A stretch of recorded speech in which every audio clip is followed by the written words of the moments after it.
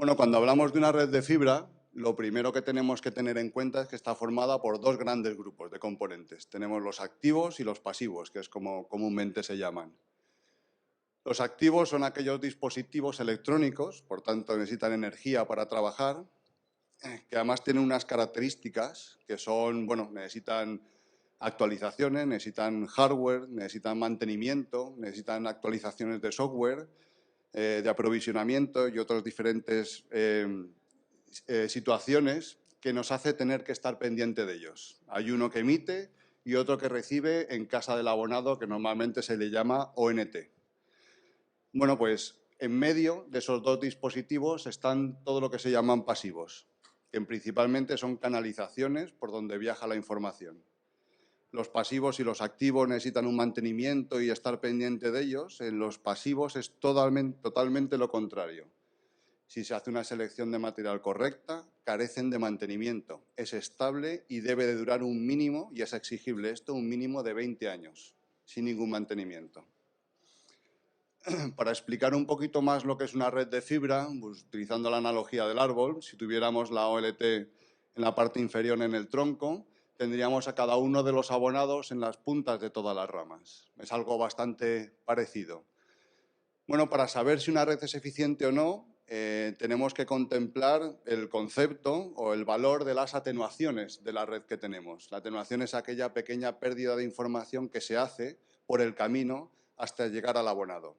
De eso depende el servicio que como cableoperador puedo ofrecer a mis clientes y además la durabilidad que va a tener mi red de fibra óptica. Todos ustedes, si son propietarios de una red, normalmente prestan bastante atención a lo que es el presupuesto óptico. Se mide por la pérdida de inserción, o IL, que son sus siglas en inglés. ¿Qué significa esto? Bueno, a grandes rasgos es la dirección que sigue la flecha, digamos que se emite desde la OLT y llega hasta la ONT. En cada punto de ramificación donde se bifurca la señal suele haber un punto de conectividad donde hay una pequeña pérdida de inserción, hay una pequeña pérdida de información.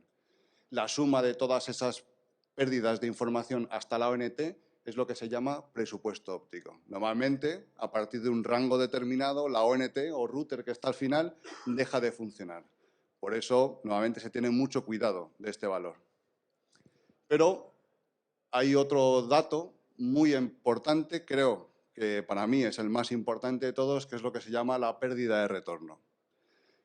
A grandes rasgos funciona un poco al revés. La flecha va hacia abajo y es de cada punto de inserción, cada punto de ramificación desde cada conexión. Hay por propiedades físicas de la luz, que luego veremos un poquito más adelante. Bueno, pues propiedades físicas de la luz, hay una parte de la señal que viene de vuelta. No es una atenuación, simplemente es una señal que viene de vuelta a la OLT. ¿Y qué ocurre con esto? Bueno, si nos pasamos en el presupuesto óptico, lo que ocurre es que la ONT en concreto de un cliente deja de funcionar. O si tenemos una avería, un splitter, 8 clientes o 16 dejan de funcionar. Pero, ¿qué ocurre con la pérdida de retorno? Bueno, si es excesiva, lo que deja de funcionar es el sistema por completo. Hay una grandísima diferencia. Donde primero se empieza a notar es sobre todo en la televisión, si se ofrece el servicio de televisión. También pasa con los paquetes de datos, pero como hay tanto ancho de banda, pues digamos que se nota menos. Pero en la tele, que es una frecuencia lineal, pues donde primero se empieza a congelar la imagen, aparecen los drops y las congelaciones, y bueno, normalmente se nota ahí y puede llegar a fundir el láser que emite, ¿vale? Por lo cual, por ejemplo, para que se haga una idea, los grandes cableoperadores en Europa, en el mundo y también en España, como Telefónica o Yastel u Orange, es el dato que más valoran. Lo primero que hacen para homologar un producto es saber la pérdida de retorno que genera. Si es aceptable, entonces miran la pérdida de inserción. Y luego el precio y características técnicas, durabilidad, etcétera, etcétera. Pero el valor más importante es el de la pérdida de retorno. ¿Qué significa eso? Bueno, esta es una gráfica bastante real de lo que es utilizando un reflectómetro u OTDR. Es un aparato que nos mide la atenuación de un tramo en concreto. En el despliegue arriba dibujado, bueno, tenemos el aparato a la izquierda, tenemos 3 conectores, un empalme en mitad y otros 2 conectores después. Y en la gráfica de abajo es lo que nos aparece en la pantalla del OTDR y nos dice si, bueno, la parte superior hay una curva que va bajando, cada escalón hacia abajo, en lo que pone connector loss, que es la pérdida del conector, bueno, esa línea que desciende como si fuese un escalón, esa es la pérdida de inserción, es lo que ha perdido en esa transición la señal. Y ese punto hacia arriba, bastante alto, nos indica la pérdida de retorno. Bueno, pues este tipo de equipamiento es necesario y fundamental para controlar y saber si una red de fibra es eficiente o no y si va a tener una vida operativa larga o no. El equipamiento creo que es necesario utilizarlo cuando se fabrica y también cuando se instala. Es necesario utilizarlo cuando se fabrica porque tenemos que estar muy seguros de que el componente que se está fabricando, cuando se entregue al cliente instalador, esté en perfecto uso para ser instalado. Y también cuando se instala, para que el técnico, cuando lo esté instalando, lo manipule correctamente y tenga una vida operativa realmente larga. Hay dos tipos, el de medición, que es como el OTDR, nos dice las atenuaciones que se generan, también hay medidores de potencia, y el de inspección, que son desde cámaras climáticas, interferómetros, microscopios, etcétera, etcétera. Bueno, cuando hablamos de atenuaciones, hay el 100% de las atenuaciones se generan entre cables y conectividad, siendo el 0,1% los cables, pero he querido hablar un poco de ellos, porque algunas de las especificaciones que tienen los cables terminan afectando también a la conectividad. En los cables siempre hay imperfecciones, que se llaman las pérdidas de Rayleigh. Siempre hay imperfecciones, una transición de los gases hasta lo sólido y en esa transición se generan pequeñas imperfecciones. Les puedo decir, por ejemplo, que hay 5 grandes fabricantes de núcleos de fibra en el mundo, 5 grandes fabricantes. Y cada uno de ellos certifican los núcleos que luego venden a los diferentes fabricantes de cables. Y exigen unos estándares de calidad determinados, cada uno el suyo, pero en general bastante aceptables. Cuando hay núcleos que no pasan ese corte de calidad, normalmente se vende de saldo a otro tipo de fabricantes que utilizan esos núcleos para fabricar sus cables. Y eso ocurre y, bueno, ahí, si nos damos un paseo por algunas redes de fibra, podremos observar diferentes tipos de núcleo. Otra pérdida que falta, que suele provocar bastantes incidencias, bueno, es la falta de concentricidad. En esas gráficas de ahí abajo, bueno, tenemos arriba lo que es el revestimiento de 125 micras y el núcleo que tiene 9 micras. Bueno, pues ese núcleo de 9 micras, que es por donde viaja la información, debe de ser perfectamente concéntrico, debe estar perfectamente por el centro, porque si no lo está, genera pérdidas. Y es entendible, si enfrentamos dos conectores o dos fibras y una de ellas tiene el núcleo ligeramente desviado, provoca una atenuación, provoca una pérdida por pura física. Bueno, pues es otro valor que normalmente no se suele tener en cuenta. Donde más nos llama la atención y se suele tener cuidado es en la curvatura. La fibra, por las propiedades de la luz, como vemos en el primer dibujo, bueno, pues la luz va rebotando por el cilindro de vidrio que hay en el interior y cuando sobrepasamos un radio de curvatura determinado, esa luz se fuga. Esto ocurre porque, bueno, todos los cables tienen un índice de refracción determinado, a partir del cual la luz, en vez de ir rebotando, se escapa hacia el revestimiento. Todos hemos hecho, o supongo que lo habrán hecho, si curvan un pigtail que tenga una cubierta finita y le ponen una fuente de luz láser, pueden ver cómo se ilumina ese cable cuando está en exceso curvado. Bueno, pues es por eso, porque el índice de refracción no aguanta esa curvatura y hace que fugue la luz. Pasa lo mismo con las microcurvaturas. Y es, bueno, pequeñas imperfecciones que hay en los cables, que también se puede apreciar fácilmente en los pigtail, que es un producto que suele dar bastantes problemas, si no es del todo bueno, donde hay algún punto que se nos ilumine en el cable, pues viene de ahí, de esa pequeña microcurvatura donde la luz escapa porque no está del todo bien hecho el núcleo. Hay cables, como el de Key-Fibre, que soportan nudos de ese tipo sin ningún problema, sin generar atenuaciones y sobre todo sin partir la fibra. Y eso es por la estructura y por la calidad del núcleo que va en el interior. Bueno, el 99,9% de las atenuaciones se generan en la conectividad. Cuando hablamos de conectividad, bueno, hablamos de conectores de laboratorio, pigtails, latiguillos, conectores de los splitter. Hablamos de conectores de campo, cada vez más utilizados, y hablamos de fusiones, bien sean de núcleo o de revestimiento, y de los adaptadores, enfrentadores o pasamuros, que cada vez tiene más nombres este dispositivo. Bueno, en la tabla de abajo, que está sacada del FTTH Council Europeo, es una recopilación de información que hicieron a través de los instaladores de fibra óptica y de los propietarios de redes. ¿Dónde estaban las incidencias? Bueno, aparte de alguna diferencia, las dos primeras, no solamente en Europa, en todo el mundo, son las que son más habituales y se llevan el 80-85%, que son la primera, contaminación del conector por falta de higiene, falta de protocolo de limpieza, y la segunda, el pulido del ferrule o la punta del conector, que se llama ferrule, es el nombre técnico, tiene alguna deficiencia. Si nos concentramos un poco en esas dos, iremos analizando por qué ocurre esto y por qué hay esas pérdidas o por qué esas son las causas de mantenimiento. Bueno, ahí tenemos dos puntas de conectores, agrandando en cierta forma el núcleo para que se vea cómo viaja la luz rebotando. Vemos el primer conector está limpio y vemos cómo la luz pasa perfectamente. Cuando está sucio, hay una pequeña suciedad en la punta y, en primer lugar, se pierde intensidad de la señal, es la pérdida de inserción, y por otro lado, no sé si se aprecia desde donde estén, pero hay una luz, hay una línea de color naranja que vuelve para atrás, que es el retorno, la señal de retorno.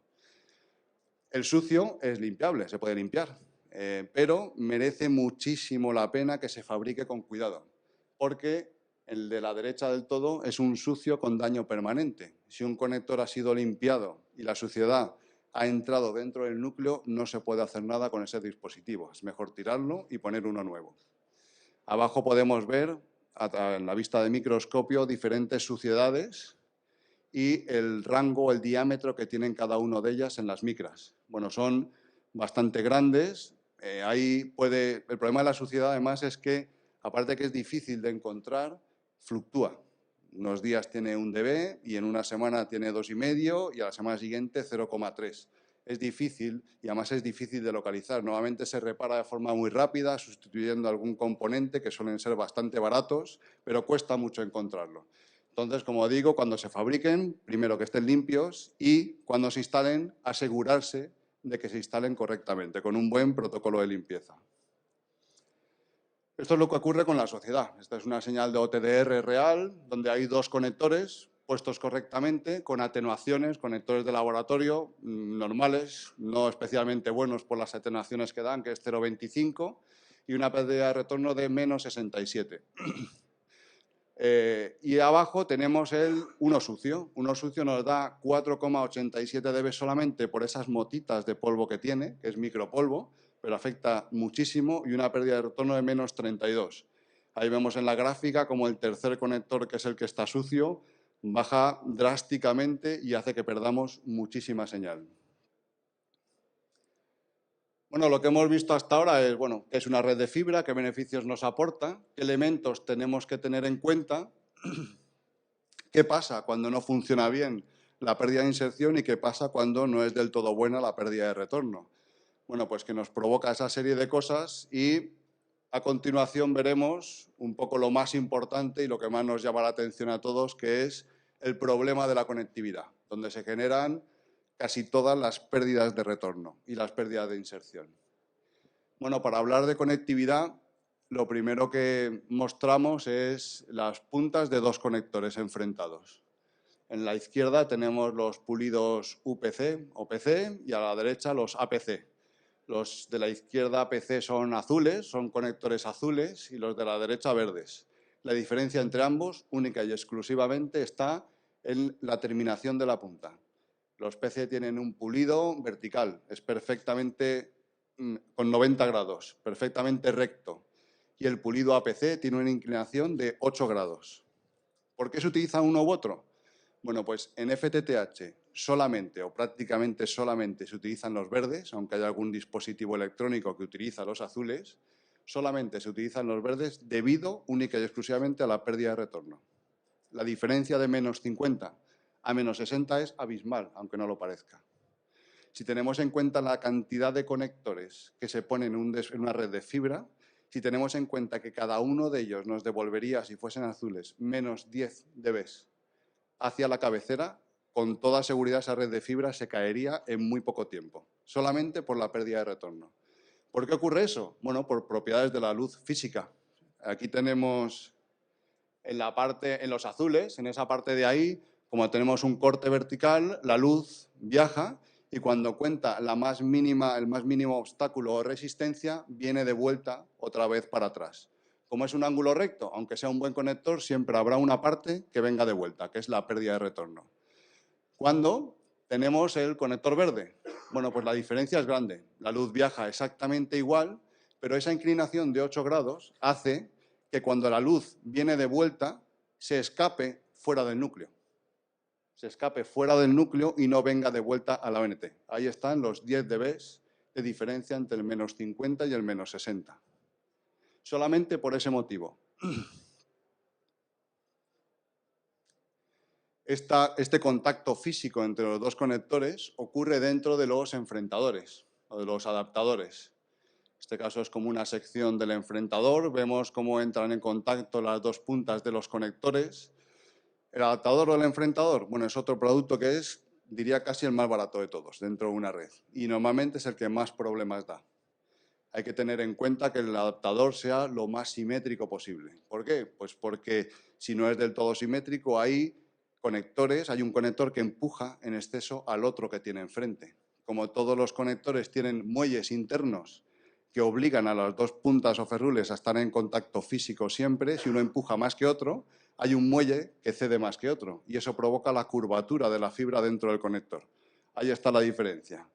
El valor más importante de un enfrentador es ese tubo cerámico que alinea las dos puntas y que hace que estén en contacto. Dependiendo de cómo se haya fabricado ese tubo cerámico, que tiene una abertura transversal, hace que el adaptador fluctúe en sus atenuaciones o no y tenga una atenuación determinada.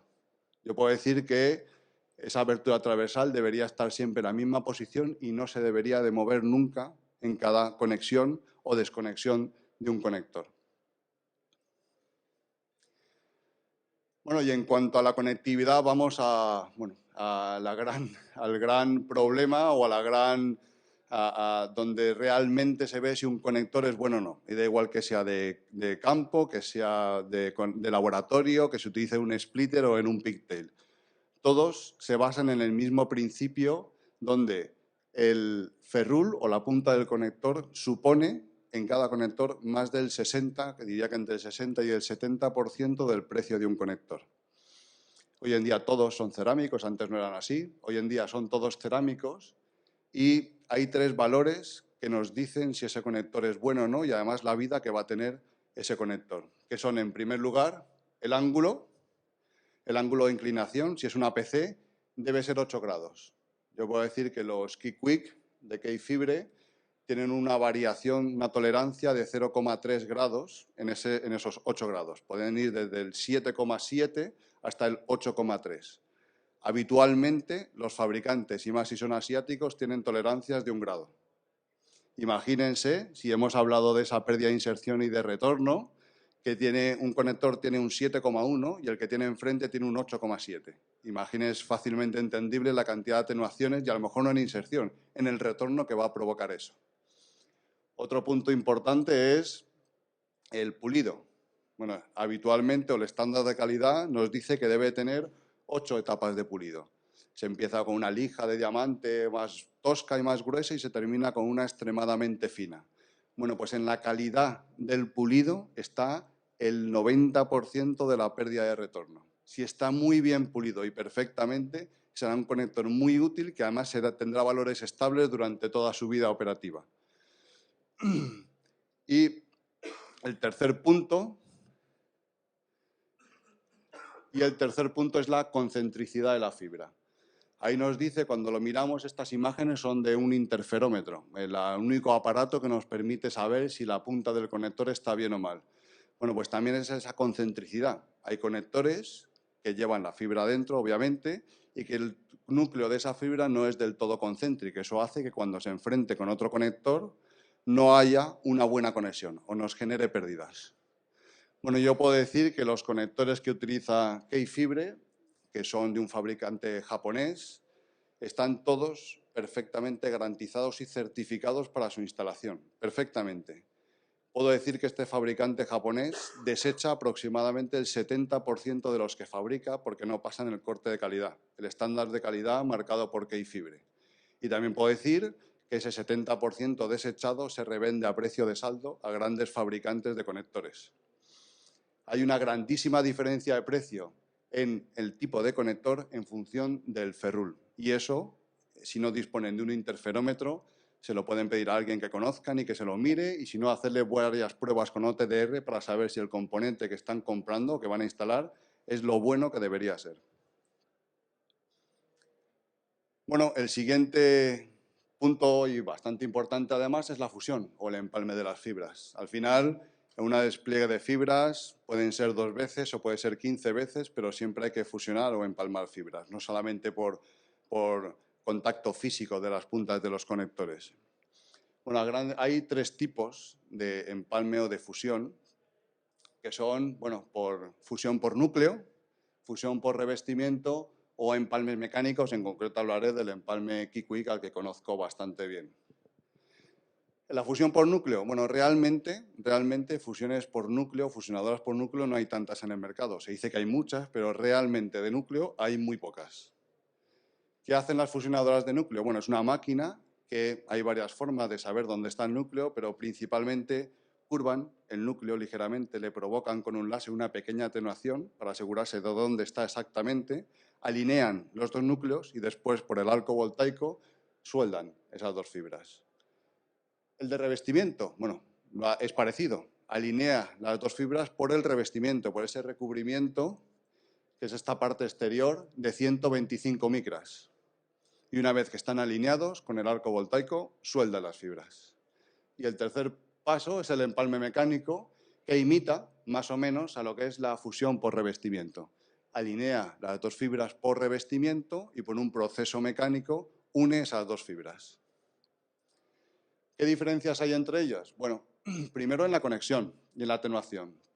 En cuanto a atenuación, la fusión por núcleo, lo primero que tenemos que tener en cuenta es que todas las fusionadoras estiman unos valores, nunca dan valores reales, solamente dan estimaciones. Cuando una fusionadora es de núcleo, nos podemos creer los dBs que nos dice porque suelen ser verdad o siempre son verdad. Si nos dice que es un 001, será un 001 o un 002. Pero de ahí no creo que se vaya mucho. Y nos garantiza ese dB real que nos está diciendo, es verdad, y además nos lo garantiza. ¿Qué ocurre? Que cuando detecta alguna imperfección en alguna de las 2 fibras que va a fusionar, la desecha. Nos dice, no te fusiono eso. Igual que nos dice los cortes que son malos, te dice, vuelve a cortar que no es bueno, también lo hace con imperfecciones en las fibras. Si una de núcleo detecta que hay una falta en concentricidad en alguno de los núcleos, rechaza esa fusión. Por tanto, si una fusionadora de núcleo nos dice un dB determinado en la estimación, nos lo creemos porque es bastante cierto. ¿Qué ocurre con las de revestimiento? Bueno, pueden ser dB reales o no. Hay muchas calidades, también es verdad. Pero como se hace por revestimiento, el dB que nos diga puede ser real o puede que no. Solamente lo podremos saber con un medidor o una OTDR. No está garantizado. Yo he visto fusiones de revestimiento que nos daban un 0,02 y tenían 2 dB y medio. Incluso algunas que no tenían ni siquiera conexión, que estaba rota la fusión.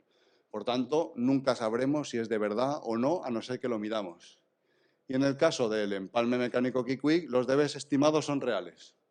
No sé si lo conocen ya, pero bueno, tiene el cuerpo transparente y existe un proceso físico por el cual si inyectamos luz por uno de los extremos y vemos que la luz desaparece dentro del dispositivo, se considera que esa unión es perfecta por propiedades físicas de la luz.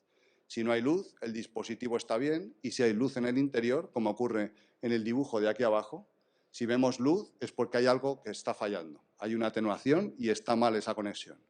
Si no hay luz, tenemos unos dBs estimados reales y tenemos una conexión garantizada, porque pasa lo mismo. Si vemos luz es que hay un error en la concentricidad, que hay suciedad, que hay un corte malo. Por tanto, como es un proceso físico tremendamente certero, está garantizado el rendimiento. ¿Qué ocurre en en lo que es el coste y la inversión de cada uno de ellos? En el primero, en la fusión por núcleo, es un coste alto. Una fusionadora puede estar en torno entre 5.500 y 7.000 euros, una fusionadora real de núcleo. Una de revestimiento, pues tiene un coste medio, desde 4.000 a 2.500, puede estar por ahí aproximadamente. Y el proceso, y el kit para procesos mecánicos tiene un coste muy bajo en comparación con las anteriores, en concreto entre 9 y 7 veces menos comparado con la fusionadora de núcleo y entre 4 y 5 veces menos comparado con la fusionadora de revestimiento. Hablando de esto y de por qué el proceso mecánico y de las fusionadoras de núcleo y cómo trabajar en la conectividad, merece la pena echar un vistazo a lo que ha pasado en el mundo en general en los últimos años. Bueno, estas son estadísticas del FTTH Council de Estados Unidos, donde se ve masivamente cómo va creciendo las redes de fibra óptica. Y en concreto, todas estas redes y esta evolución, ahora ya en concreto en todo el mundo, vemos cómo el procedimiento mecánico, el gasto en millones de dólares que se ha hecho en procedimientos mecánicos en los despliegues, va creciendo exponencialmente. Y nos preguntaríamos, bueno, ¿por qué ocurre esto? Bueno, pues ocurre principalmente por varios factores. Si miramos un poco con más detalle el procedimiento mecánico Kikwit, tenemos un rendimiento igual que el de una fusión. Es un poco fuerte, pero les invito, un poco fuerte decirlo, pero les invito a que vengan a nuestro stand, lo hagan ustedes y lo midan ustedes mismos la instalación que hayan hecho. Durabilidad, son instalaciones para toda la vida. Es exigible a cualquier proveedor de productos de fibra óptica que le entreguen productos en perfectas condiciones, que estén limpios, que estén bien fabricados y que además tengan una vida operativa superior a 20 años. Deben exigir ese compromiso siempre a todos sus proveedores. Y en tercer lugar, la facilidad de instalación. Eso de que sea un cuerpo transparente, no necesitamos ninguna herramienta, el coste del material o de equipamiento es, como hemos visto, muchísimo más económico que el resto, siempre y cuando las materias primas y el control de producción, por lo visto anteriormente, se cumplan estrictamente. ¿Por qué ese procedimiento mecánico en contra de la fusión, sobre todo para las altas nuevas, no para las troncales, para los abonados, que es lo que contemplaban las gráficas anteriores? Bueno, esta es una comparativa bastante real. Si tenemos en la parte superior, tenemos a un técnico dando altas con una fusionadora de revestimiento, en este caso, con 4.000 euros de coste. Bueno, pues el técnico se considera que tarda 2 horas en dar un alta, por lo tanto, en un mes hace 80 altas. El segundo mes habrá hecho 160 altas. El segundo punto, bueno, tenemos, si se cobran 30 euros por abonado, aproximadamente el primer mes esos 80 altas se transforman en 2.400 euros de ingresos para la empresa y en la parte inferior después está el sumatorio. El segundo mes son los 80 del primero más los 80 del segundo, que son 7.200 euros y así sucesivamente, ¿vale? Bueno, pues abajo que tenemos con el mismo coste de inversión, exactamente el mismo 4.000 euros, se puede equipar a 5 técnicos al mismo tiempo. La velocidad es 5 veces más, es así de simple. Donde antes se hacían 80, ahora se hacen 400 porque son 5 técnicos en vez de 1. Los ingresos por alta, bueno, es igual, a 30 euros, como son 400, son 12.000 euros el primer mes y el segundo, el sumatorio, ya estamos en 36.000. ¿Vale?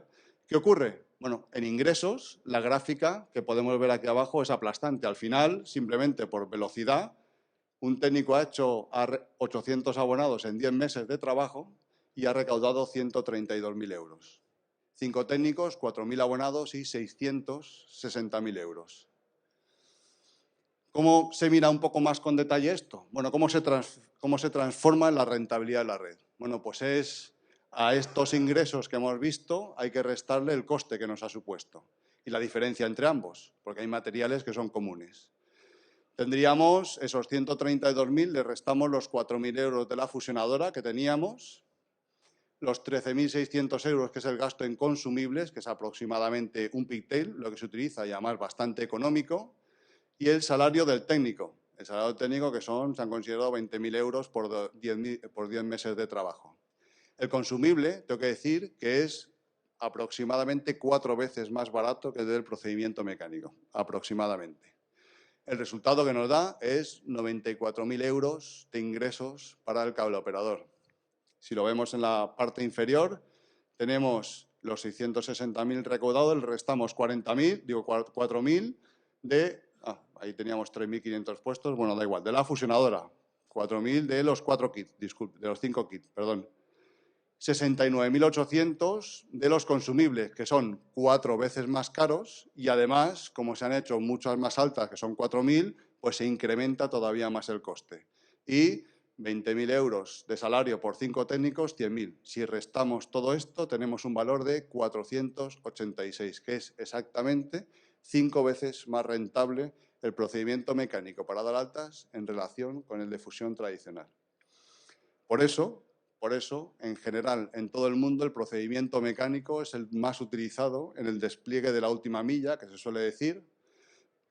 También ocurre en España, que iFibre tiene homologado un conector con Orange y estamos en proceso con el resto de cable operadores. Algunos son algo más reticentes por cuestiones políticas, no por cuestiones de rendimiento y de rentabilidad, pero bueno. Y bueno, eso es todo. Si tienen alguna pregunta al respecto o quieren que se les haga una tabla con sus necesidades concretas para el despliegue, estaremos encantados de atenderles.